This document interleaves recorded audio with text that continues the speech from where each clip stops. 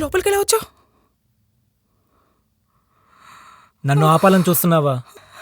నన్ను ఆపటం నీ వల్ల కాదు మైరా. అసలు నీకేం కావాలి? నన్ను ఎందుకు ఇలా హింసిస్తున్నావు?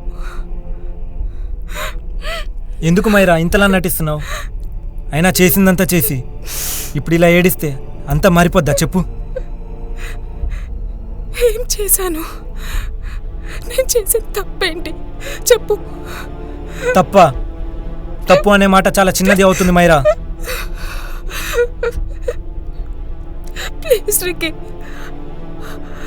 అసలు ఏం జరిగిందో నాకు గుర్తులేదు. అదే నా కాన్షియస్లో లేకుండా. ప్లీజ్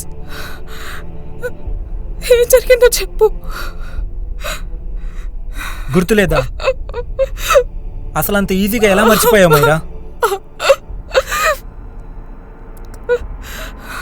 ప్లీజ్ రిక్కీ, నీ కాళ్ళు పట్టుకుంటా. ఏం జరిగిందో చెప్పు. మనం చేసిన పాపాల్ని దేవుడితో చెప్పుకుంటే క్షమాపణ లభిస్తుందంటారు, కానీ ఆ దేవుడు కూడా క్షమించలేని తప్పు చేసావు మైరా.